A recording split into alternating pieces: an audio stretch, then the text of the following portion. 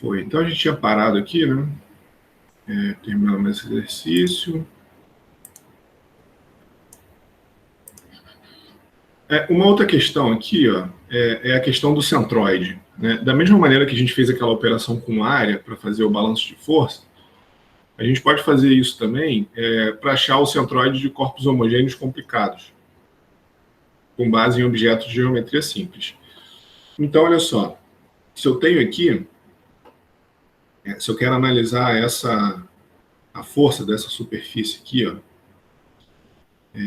dessa superfície curva acima dessa parte de fluido aqui de baixo, né?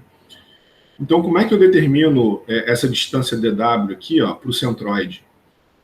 A gente pode fazer uma operação geométrica aqui, ó, da mesma maneira que a gente faz com a área, né? Que isso daqui é a área A1 menos A2. O que é a área 1? É a área de um quadrado aqui, ó. Se a gente preencher isso daqui por quadrado, menos a área de 1/4 de círculo aqui, ó. Tá? Então a área é A1 menos A2, né? Onde A1 é a área desse quadrado, A2 é a área desse quarto de círculo. E a localização do centroide, também para um corpo homogêneo, né? Certo? Ela vai ser o dW, né? Vezes A1 menos A2, vai ser x1 A1, né? A distância do centroide, vezes a área aqui do quadrado, menos o x2A2, tá? Menos a distância do centroide para o quarto de círculo, vezes a área A2. Então a gente fica aqui com essa expressão simples, né? Esse dW aqui, né? A posição do centroide aqui, vai ser x1A1, né? Jogando para cá, né?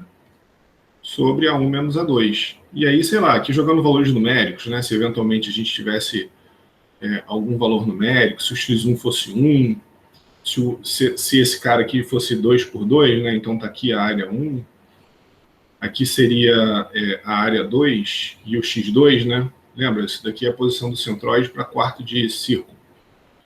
4 vezes o raio sobre 3π. Né? Isso aqui é a posição do centroide com relação a esse ponto aqui, né? Então, 4R sobre 3π, aqui é a mesma coisa, 4R sobre 3π, né? Tá? Então, é uma maneira simples de determinar a posição do centroide para corpos que não são tabelados, né, vamos dizer assim.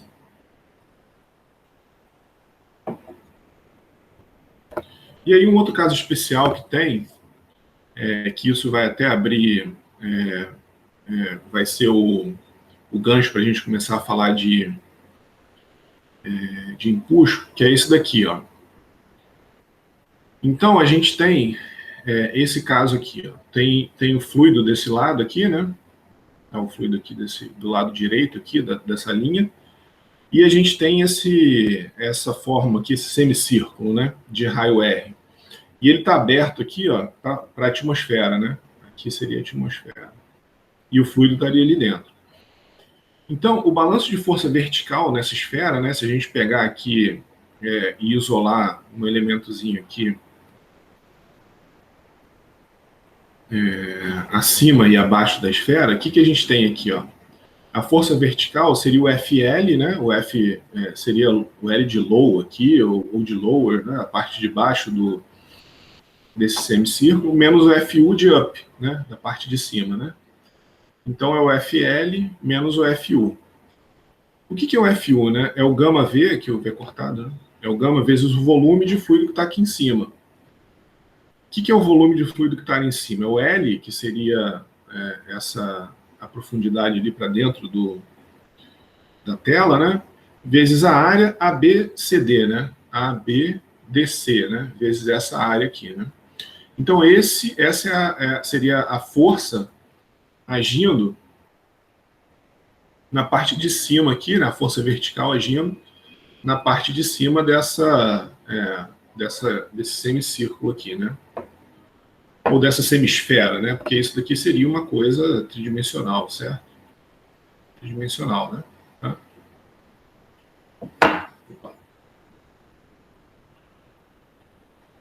Então, essa seria a componente da força agindo na vertical para baixo, tá? O F-up. Né? E a força de baixo para cima seria o peso, né, dessa área ABDEC. ABDEC, né? Seria o peso, seria a força que está agindo na vertical aqui para cima, equivalente ao peso de toda essa coluna aqui que está acima dele, né? Certo? Que é basicamente a pressão aqui, né? Aquilo que a gente tinha feito no exercício anterior. Seria a pressão, que é o gama, vezes essa altura aqui, né? Vezes essa altura, vezes a área que ele está exposto aqui de baixo. Também sairia nessa mesma expressão aqui, tá? Então é o gama L a ABDEC. Então, como essa área ABDEC é maior que a ABDC, então a resultante é para cima. E aí a gente também até consegue observar isso intuitivamente, porque a gente sabe que a força ela sempre age para dentro, né? Então, se aqui embaixo, se na parte de baixo, a altura é maior, né? Essa altura aqui é maior, a gente tem um FL, né? Uma resultante FL maior embaixo do que em cima. Então, o que a gente tem, né, desse balanço de força é a área ABDEC menos ABCD, né, essa área toda aqui. Deixa eu fazer aqui, ó. Toda essa área que está aqui, ó, menos essa que está em vermelho, né, que é justamente essa área daqui, ó, menos essa áreazinha azul que eu vou fazer aqui, ó, que é a que está em cima, né, menos essa áreazinha azul, que é essa porção aqui, tá? Então, como a porção vermelha é maior, a força que age de baixo para cima, ela vai ser maior do que a força que age de cima para baixo. E a diferença dessa área é justamente a área da esferazinha ali que a gente está analisando, né? É justamente essa área EDC, né? Então, né, CDE, essa diferença aqui é justamente o que sobrou da esferinha ali, né? É a diferença da vermelha para azul. Então, qual é a resultante aqui vertical? É a força para cima. E a magnitude dessa força é justamente o volume da esfera. Independe tanto da profundidade aqui que ela está, então, para qualquer profundidade, a força para cima seria a mesma, e só depende do volume dessa esfera, e não depende do que está aqui dentro da esfera também, tá? Se for ar, se for outro fluido, a força que esse líquido externo aqui está agindo para cima nessa esfera vai ser sempre o mesmo, tá? Vai ser mg, vai ser a massa desse fluido aqui, né? A massa equivalente, que é o V desse fluido aqui, né? A gente vai ver isso em empuxo mais claramente, mas é o volume desse fluido vezes o peso específico, é o volume dessa esfera, vezes o peso específico desse fluido aqui, né? Então aqui seria esse gama F aqui, tá? Beleza? Então essa seria a força que a parte inferior aqui dessa esfera, né, está exercendo ali contra a esfera que está aberto ali para a atmosfera, né? Aqui teria a atmosfera, certo? Um outro caso, né, que aí é um pouquinho mais óbvio, que aí é mais intuitivo, seria uma esfera aqui também, né? Mesma configuração, mas agora ele está aberto para dentro do fluido. Então, nesse caso, a força horizontal aqui é mais óbvia, né? Seria só o mg aqui no centroide, onde quer que ele esteja, aqui que é 4/4 de π, né? Seria o mg aqui, né? O peso específico do fluido, o L aqui, que seria a profundidade, a espessura dessa parede, né? Vezes a área CDE, né? Essa área CDE aqui, tá? Então seria, de novo, né, o gama V ou mg, né? O peso desse fluido, mas agora para baixo, tá? Então a gente vai ver em empuxo, né? A gente vai ver isso de forma mais clara agora. Por que nesse caso aqui, ó, da força vertical, a resultante seria para cima? Justamente isso seria um gancho para a gente falar de empuxo, né? Então, empuxo é a força que tende a elevar, né, ou a levantar um corpo que está completamente ou parcialmente submerso no líquido. Então, a resultante é uma força líquida vertical para cima. E isso acontece, né, porque a pressão aumenta com a profundidade. Então, por exemplo, se a gente tem um quadradinho aqui, ou um cubo, né, se vocês quiserem, um cubo tridimensional, as pressões são maiores embaixo do que em cima. Então, a tendência é que as forças, sabendo que as forças agem sempre para dentro ali do corpo, né, as forças horizontais se anulam, né, certo? Então, o ρgh desse lado, vai ser igual ao ρgh, né, do outro lado, mas na vertical, a gente tem que a força na superfície inferior é maior que a força na superfície superior. Então, por isso que normalmente os corpos são mais leves na água do que no ar. Esse conceito ele é usado, por exemplo, se vocês pararem... Isso daqui é um densímetro, né? Então, esse conceito de empuxo ele é usado nesse tipo de dispositivo. Nas bombas de álcool, né, de posto de gasolina, tem um densímetro, porque o álcool normalmente tem a densidade, a massa específica, ela é regulamentada, né, então ela tem que estar numa faixa de massa específica, e se você misturar água ou qualquer outra coisa, no álcool a massa específica varia. Então, por isso que no posto tem lá um medidor de massa específica, né, que é o densímetro, que permite, vamos dizer assim, que a gente faça um controle ali, pelo menos da massa específica, né? E existem muitas plataformas de petróleo que são chamadas de SPAR, que elas ficam paradinhas lá em alto mar, elas não são fixas no fundo, né? Elas são ancoradas, na verdade, ela tem âncoras. Então, é uma plataforma que ela usa o conceito de empuxo para ela ficar estável lá, paradinha, né? Então, aqui está a parte que está acima do nível do mar, e aqui a gente vê a parte submersa, né? Então, a gente tem uma força de empuxo aqui, que empurra ela para cima, né? Vou botar um FE aqui. Tem uma força de empuxo para cima e tem a massa, o mg para baixo, e o peso da plataforma tem que estar todo concentrado aqui abaixo, né? Porque para dar estabilidade, senão ela eventualmente tombaria, né? Para um lado ou para o outro. Então o peso tem a força de gravidade, quanto mais para baixo aqui, melhor, tá? Para dar mais estabilidade para ela. Mas isso aqui é uma realidade, isso é uma foto real, isso é usado na prática, tá? Então é um conceito que é usado. Aqui a gente tem um monte de poço, né, um monte de cabeça de poço produzindo, e aí os manifolds aqui que trazem o óleo para a superfície. Tá? Bom, então, o empuxo. Né? Então, a gente tem, fazendo uma demonstração aqui simples, num corpo genérico aqui. Né? Então, a gente tem aqui esse corpo com essa geometria, vamos dizer assim, genérica, com uma certa área A em cima e a mesma área A embaixo. Né? Ele tem espessura H, esse corpozinho tem espessura H e está imerso num líquido com massa específica ρf. Né? Então, todo esse líquido aqui tem massa específica ρf.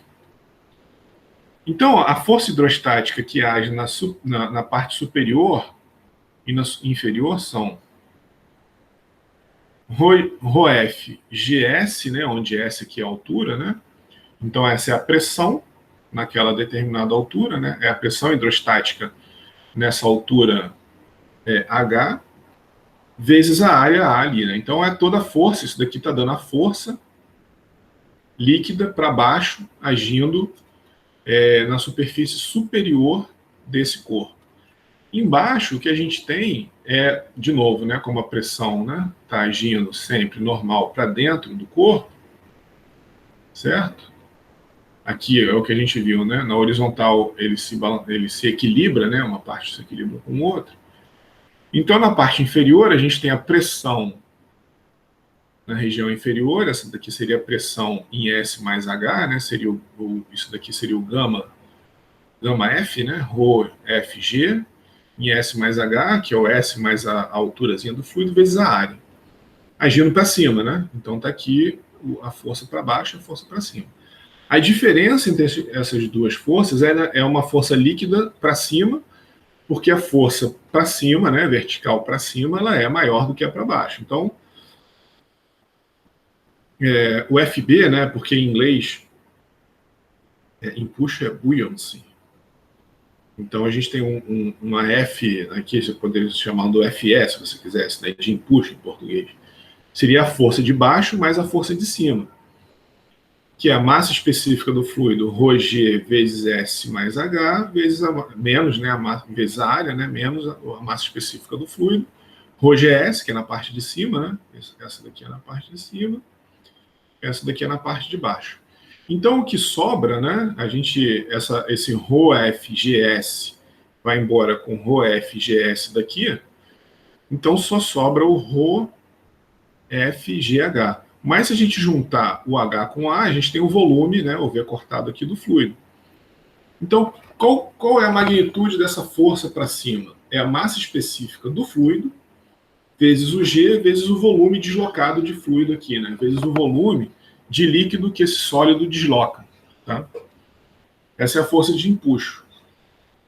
Ela não depende nem da profundidade e nem da propriedade do fluido que está agindo aqui. Então, por isso que naquele caso ali desse exemplo aqui, ó, a força foi para cima, porque basicamente é a ideia do empuxo, né? Quando a gente tem um líquido agindo de um lado, o ar do outro, e a gente tem uma superfície curva assim, a gente vai ter uma força líquida para cima devido ao empuxo, né? Que é justamente a fórmula do empuxo que a gente determinou ali, né? Que é o V cortado. Que é volume, né? V cortado é volume, tá? De novo aqui, né? Sempre sai, eu sempre boto, ele sempre sai. Então, ρg vezes o volume é o peso do líquido cujo volume é igual ao volume da placa. Tá? Então, a gente pega aqui, né? Como se estivesse tirando essa plaquinha dali e calculando o peso que esse volume ocupa, e essa é a força agindo nessa área aqui, né? Para cima, que esse é o princípio de Arquimedes, né? Tá? Então a força, né, agindo para cima é ρg vezes o volume que age na vertical para cima, né? Passando pelo centroide do volume deslocado, isso é importante, né? Então a força de empuxo, né, é o peso do líquido deslocado pelo sólido. E é independente da profundidade e da massa específica do sólido. Depende só de quanto de volume que o sólido desloca, né? Certo? Então, por isso que você pega uma Big Coke, né? Você pega uma Big Coke vazia, uma garrafa de Coca-Cola, essas vazias, e fecha e tenta afundar na piscina, é muito difícil, né? Porque o volume ali de 2 litros, né? Por exemplo, né, se for uma garrafa de 2 litros, seria o equivalente ao peso dessa massa de 2 quilos de água, né? Então, quanto maior é o volume do que você está tentando deslocar, maior é o empuxo. Tá? Bom, então, a gente desenvolveu o plano de geometria simples. Aqui o que ele está mostrando, né, nesse caso aqui, é a questão do corpo que, se ele afunda, se ele boia, né? Então, se o sólido, que aí é um balanço de força, né? A gente tem um sólido, tem o peso do sólido aqui, né? O W seria o mg, né? O peso do sólido para baixo e a força de empuxo para cima. Então, se o peso desse líquido equivalente aqui que ele desloca for menor que o peso do sólido, o sólido vai afundar. Né? Se ele for igual, ele fica ali. Se ele for menor, aí o sólido flutua. Né? Tá? E é válido, né? Isso é válido. A gente fez para essa geometria simples, mas independente da geometria, essa expressão é válida. Né? E o C é o centroide do corpo. Então, ele está sempre agindo, né? A força de empuxo sempre passa pelo centroide do corpo. E, na verdade, desculpa, a força, o mg é o centroide do corpo. Quando ele está completamente deslocado, quando ele está completamente submerso, a força de empuxo vai passar pelo centroide. A gente vai ver que quando ele está parcialmente submerso, né, se ele estivesse aqui assim, por exemplo, né, o centroide, a força de empuxo passa pelo centroide da região submersa. Tá? Então, sei lá, se estivesse por aqui, o FS estaria lá, e se o centroide do corpo inteiro fosse aqui, o mg estaria para cá. Tá? Bom, a gente pode fazer a demonstração, né, essa mesma coisa para um corpo de geometria genérica. Então, a gente tem aqui esse sólido V, né, de volume V submerso. Aí a gente vem aqui e faz uma região ABCD aqui, ó, retangular, em torno desse volume aqui. Tá? Aí o que a gente faz aqui é retirar, né, a gente retira o sólido e faz um balanço de força nessa geometria mais regular aqui, nessa geometria que, na verdade, é um paralelepípedo. Né? Mas a gente faz isso só para as áreas, porque tudo tem o mesmo H ali, ele acaba se simplificando. Então, a gente vai fazer tudo para o volume aqui, né? Considerando que isso daqui tem um certo volume direto, sem se preocupar aqui com a profundidade. Então, F1, F2, F3 e F4 são as forças que o fluido exerce na superfície do paralelepípedo. Né? Então, aqui tem o fluido externo exercendo um paralelepípedo, a gente tem o FB que o sólido exerce no líquido. Né? Então, é um balanço de força de todas as forças externas que estão agindo nesse paralelepípedo, tanto aqui dentro quanto aqui fora. Então, está tudo chegando no fluido. Tá? Então, o FB é no fluido aqui em cima, o F2 é do fluido externo, agindo aqui embaixo. Tá? Então, o peso é a força-peso aqui, desse elemento aqui, né? Então, o W, vamos ver, eu acho que é isso mesmo. Deixa eu ver aqui. Isso, é o peso só dessa... O W aqui é o peso dessa área aqui, pontilhada aqui, achurada aqui, tá? Sem esse corpo sólido. Tá, então, esse daqui é o balanço de força, né? O FB, que é a força que o sólido exerce no fluido, é o F2 menos F1, né, que é essa força inferior aqui, menos F1, a força na superfície inferior, menos a força na superfície superior, menos o peso dessa linha achurada aqui, ó, desse fluido que está achurado ali. Então, para uma massa específica constante, a gente tem que o F2 menos F1, né, a força que está agindo nessas áreas aqui, AB e DC, é o gama H2, que é justamente o F2, né, que é o H2 aqui, ó, olha lá, o H2 aqui, nessa profundidade, né? Então é o gama, aquilo que a gente vem fazendo há muito tempo, né? É a pressão vezes essa área aqui, né? Então é o gama vezes a área que está aqui embaixo, tá? Certo? Então é justamente esse cara aqui, ó. Gama H2 vezes a área, né? É a força que está agindo ali para cima, aqui, na superfície inferior. E a força F1 é o gama H1, né? Onde o H1 é essa profundidade aqui, né? Então, se aqui tivesse a superfície livre, isso daqui seria o H1, aqui seria, até aqui, né? O H2, tá? Daqui até aqui seria o H2. Aqui vai embora, tá? Vezes a área, que é a mesma ali em cima, né? Tá? E o peso, né? Quem é o peso desse elemento aqui? É o gama H2 menos H1 vezes a área, que seria o peso de todo esse cara aqui, com o sólido ali dentro, menos o peso do sólido, que tem um certo volume V lá cortado, tá? O peso do sólido seria essa achura aqui, ó. É diferente aqui, né? O peso de todo elemento seria essa achura nessa diagonal, e o peso só do sólido é na outra diagonal aqui, ó. Então ele está subtraindo o peso de todo o elemento retangular do peso só daquele sólido, tá? Então, fazendo esse balanço de massa, né, jogando esses dois de força, desculpa, jogando esses dois caras ali, ó, a gente fica com gama H2 menos H1 vezes a área, que é o F2 menos F1, menos gama H2 menos H1, a área menos o volume. Então, esses caras aqui simplificam, né? A força resultando da força que o sólido, né, esse FB, lembra, né, a força que o sólido exerce no fluido. Então, é o gama vezes o volume desse sólido. Então, a direção da força de empuxo do fluido no corpo é oposta ao mostrado, porque aqui a gente está mostrando a força do corpo no fluido, né? Então, foi a nossa premissa aqui. Então, isso é o inverso. A força B do fluido no corpo é o inverso dessa força que a gente determinou, que é a mesma coisa que a gente determinou anteriormente, né? É o peso específico desse fluido aqui, né? É o gama desse fluido vezes o volume do sólido. É o peso que o sólido desloca. Para corpos parcialmente submersos, né, o que a gente tem é que o peso do corpo inteiro deve ser igual à força de empuxo, e a força de empuxo, nesse caso, é o peso do fluido, cujo volume é igual ao volume da porção submersa. Então, aqui, ó, o que a gente vai ter é a mesma coisa. É o ρF vezes V, né? Mas aqui, no caso, é só esse volume aqui submerso, né? Então, o F... Vou deixar o B aqui, porque era o F que a gente determinou antigamente aqui, mas tudo bem. Você pode chamar de FS, se você quiser, de empuxo, né? Porque está em inglês, né? É o gama do fluido aqui, mas o volume é só do volume deslocado, tá? E o peso, né? O peso é do corpo inteiro, tá? Então, o que a gente tem é essa relação aqui, né?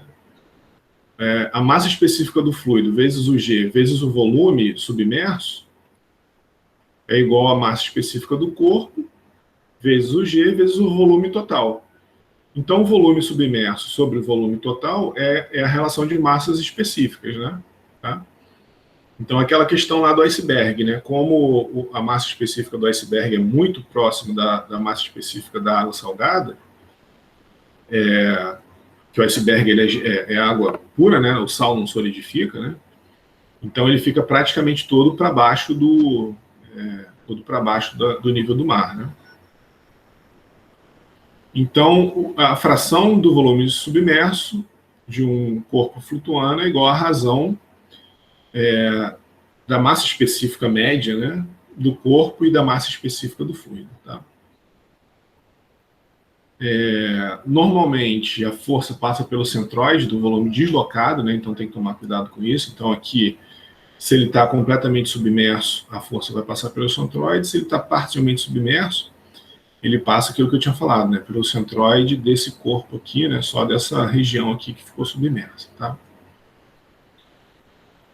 E aí, de novo, né, aquela coisa basicamente trivial, né? Ele fica ali paradinho, né, um corpo imerso no fluido, ele fica estável se eles têm massas específicas iguais, ele afunda se a massa específica do sólido for maior, e ele flutua se a massa específica do corpo for menor que a do fluido. Isso daqui é uma questão interessante, né? Será que a força de empuxo afeta o nosso peso? Então, olha só, digamos que o volume de uma pessoa, média, né, é 0,1 metros cúbicos, e a massa específica do ar é 1,2 quilos por metros cúbicos. Né? Então, a força de empuxo que age sobre a gente é a massa específica do ar, vezes a aceleração local da gravidade, vezes o nosso volume. Né? Então, isso daqui seria o peso, né? O peso do ar que a gente desloca. Então, 1,2 vezes 9,81 vezes 0,1. Então, dá 1,2 newton. Então, sempre que a gente se pesa, né, a gente tem uma força de mg para baixo, né, empurrando a gente para baixo, mas a gente tem uma força aproximadamente aí de 1,2 newton nos empurrando para cima. Então, a gente tem uma pessoa de 80 quilos, por exemplo, né, pesaria 788 newton e um erro de 0,15%. Então, o empuxo do ar sobre a gente é basicamente desprezível. Mas para outros fenômenos, né, então, por exemplo, o balão de ar quente, ele depende do empuxo para subir, né, porque o ar quente ele tem aqui, né, o volume que ele está deslocando, ele é mais leve, né, como a massa específica do ar quente é menor que a massa específica do ar frio, o empuxo aqui tende a fazer com que ele suba, né? O balanço mg para baixo, ele é menor do que o empuxo gama do fluido, né? Gama do ar, vezes o volume deslocado do balão ali, né? Tá? Então, o balão de ar quente, ele sofre o empuxo para cima, e é importante, né? No caso, tem casos que isso é desprezível, mas no caso do balão de ar quente, isso é importante. Todos os dispositivos que vocês imaginam que trabalham com com processo de resfriamento por convecção, convecção natural, né? Eles também se baseiam no princípio do empuxo para fornecer a corrente de ar. Então, aqui, ó, o que acontece?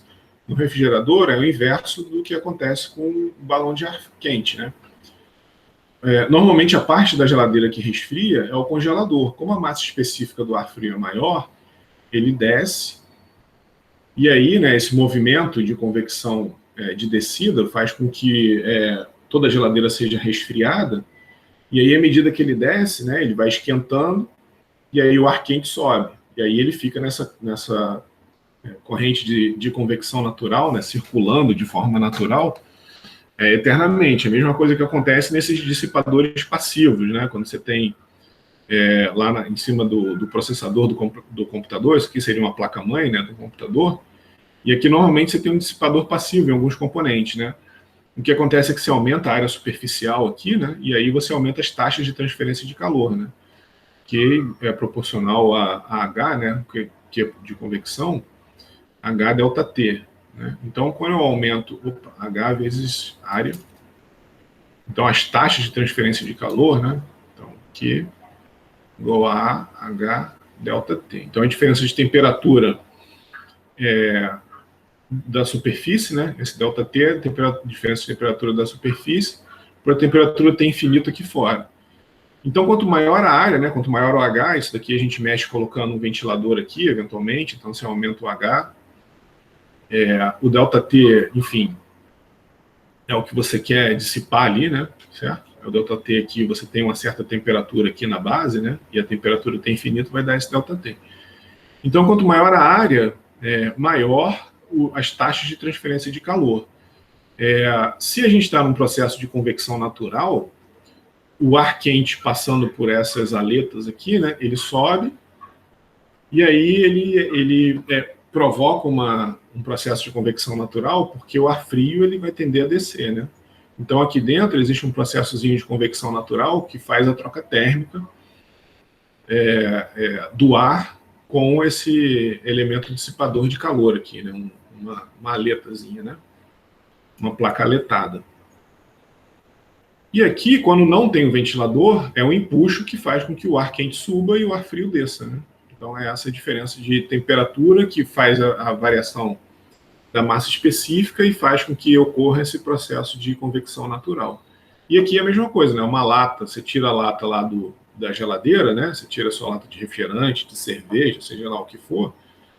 Então você tem o ar quente aqui, né? Trocando calor, e aí à medida o ar quente desce, ele troca calor aqui com a lata, né? E à medida que ele esfria, ele tende a descer e aí depois ele sobe à medida que ele esquenta. Então é um processo de convecção natural aqui também. Então é um empuxo que faz com que esses processos de convecção natural se desenvolvam, que o balão de ar quente suba, que a geladeira funcione, tá? Então são fenômenos importantes nesses processos com gases, né?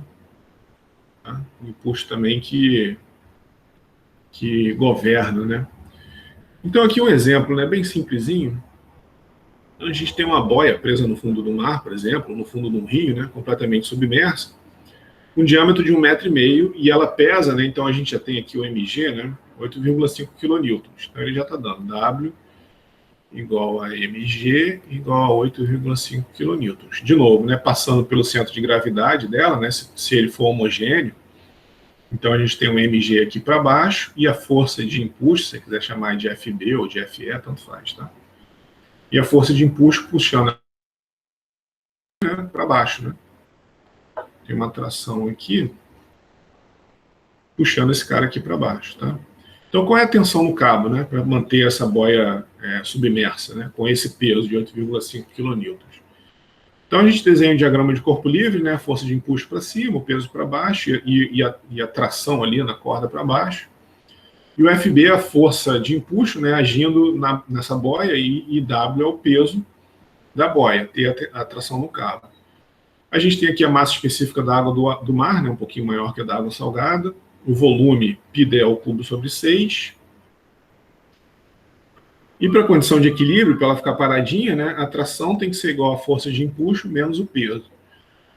A força de empuxo, a gente já sabe calcular, né, é o peso específico do fluido vezes o volume da boia ali, né.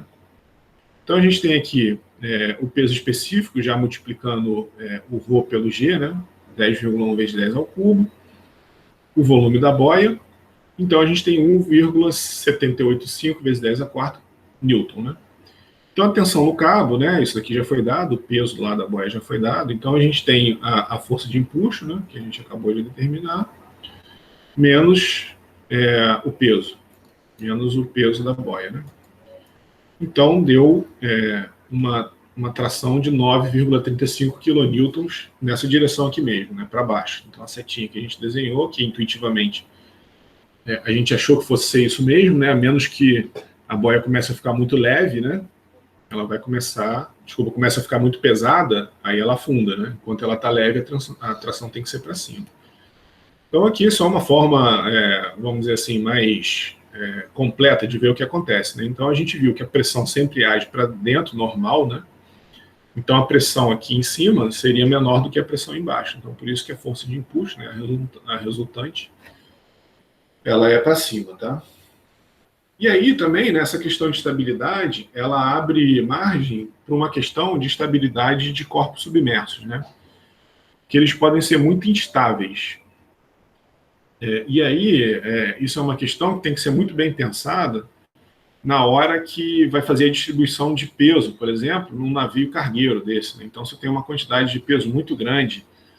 Então, o centro de gravidade dele, né, provavelmente está muito alto aqui. Então, isso a gente vai ver que faz com que esses navios tenham um problema de estabilidade que tem que ser resolvido trazendo o centro de gravidade para baixo. A gente vai ver qual é o conceito dessa questão, né?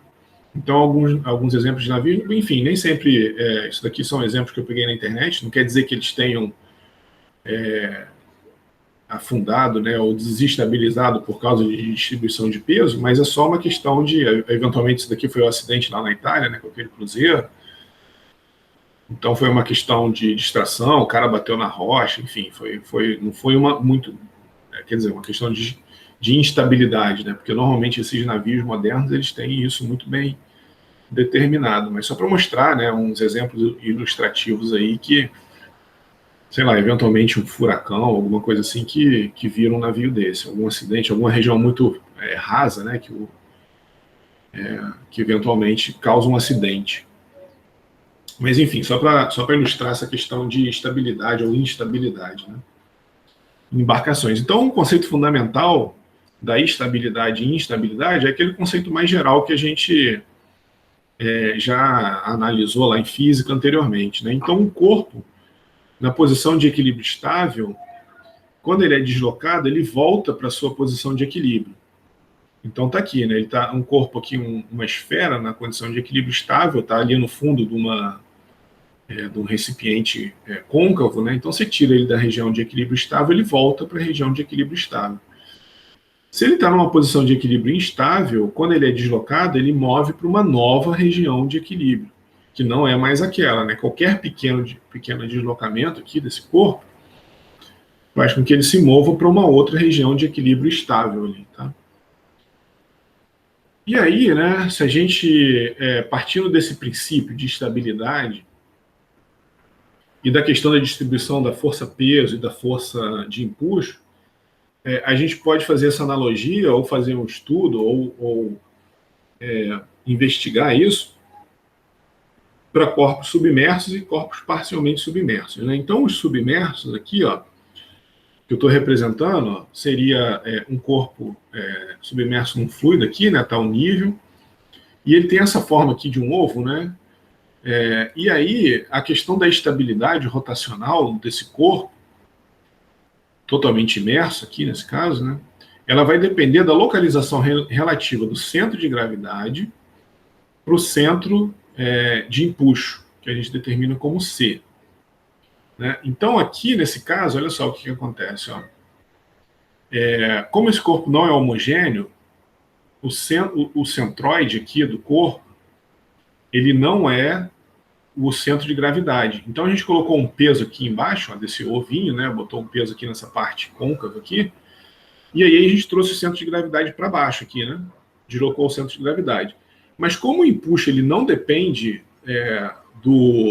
essa força de empuxo, né, não depende da massa específica do sólido que está imerso, ele só depende do peso específico do fluido, onde ele está, que ele deslocou, né, do peso específico do fluido que esse volume deslocou, o centro da força de empuxo, ele está sempre ali no centroide do volume deslocado. Tá? Então ele continua ali no centroide e a gente colocou um pesozinho aqui embaixo, então a gente desceu o centro de gravidade.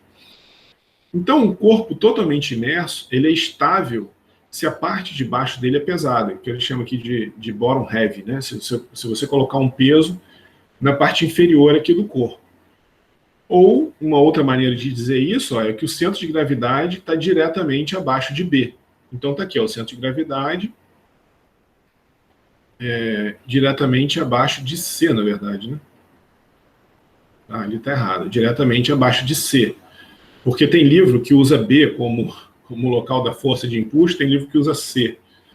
Então, só para... Eu puxei uma coisa de um livro e outra do outro, aí deu essa confusão, mas tudo bem.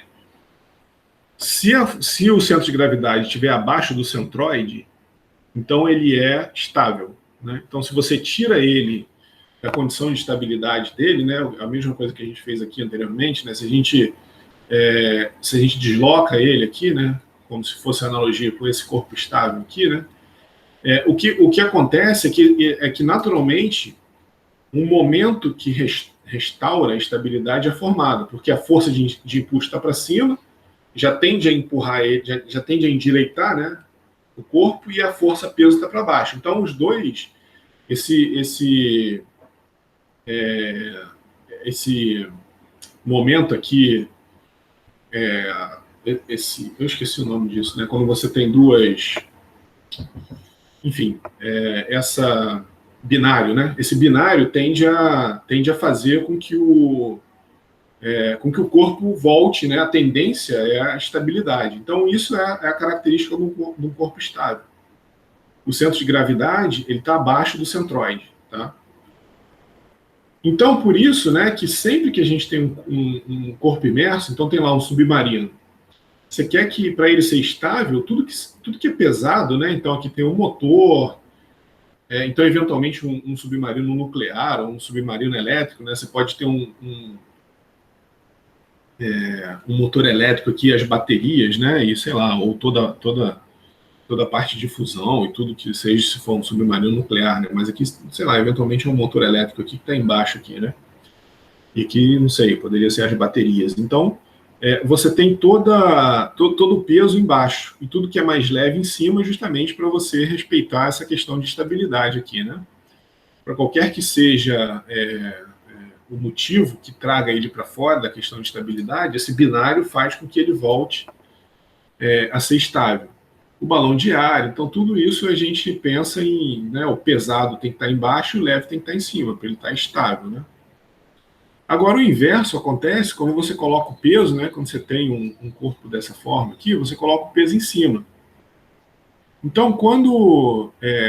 opa, aqui veio de novo, né? Quando um corpo imerso tem um centro de gravidade acima do ponto C, ele é instável. Porque qualquer perturbação vai fazer com que o corpo vire de cabeça para baixo, né?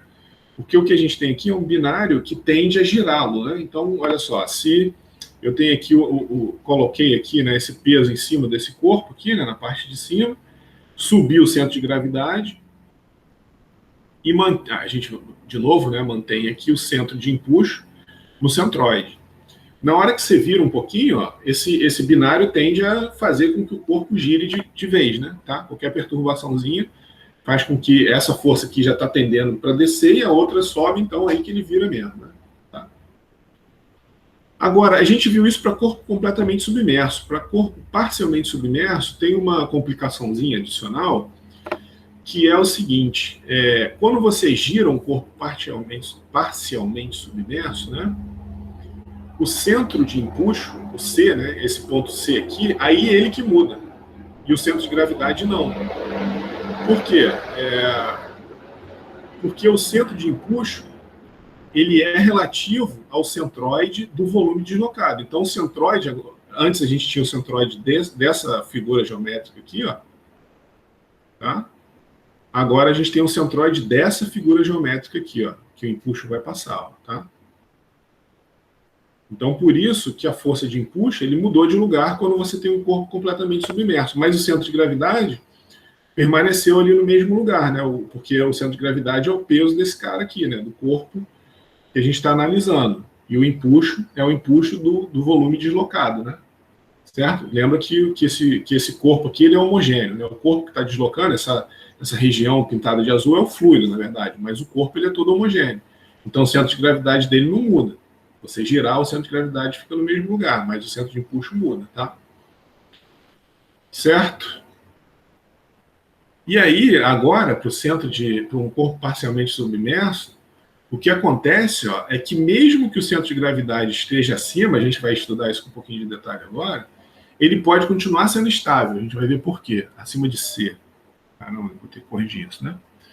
Mesmo que o centro de gravidade para um corpo parcialmente submerso esteja acima de C, ele pode ser estável, tá? Vamos ver por quê. Mas existe um caso limite de instabilidade. Então vamos analisar isso, né? Por que isso acontece? Olha só. Nesse caso, no corpo parcialmente submerso, a gente precisa de uma quantidade chamada altura metacêntrica.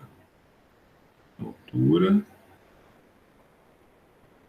Opa, tá aqui, eu já escrevi. Então tá ali, né? Em português é altura metacêntrica, tá? Que é o GM aqui que a gente está chamando. O que é o GM? É a distância entre o centro de gravidade e o metacentro. Aí o que é o metacentro? É o ponto de interseção das linhas de ação de a força de empuxo pelo corpo antes e depois da rotação. Então é isso daqui, ó.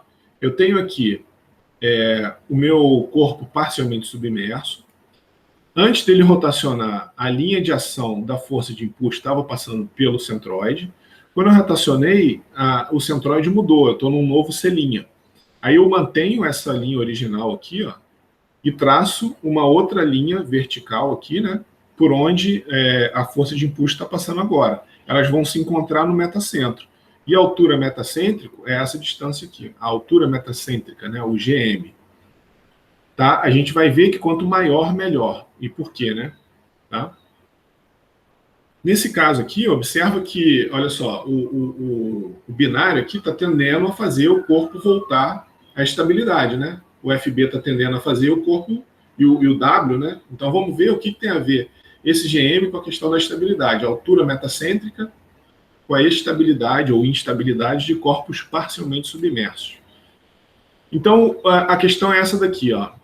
Imagina que tem duas pessoas num barquinho, aí elas ficam em pé ou sentadas. Se elas ficarem em pé, qualquer movimentozinho lateral faz com que o barquinho vire.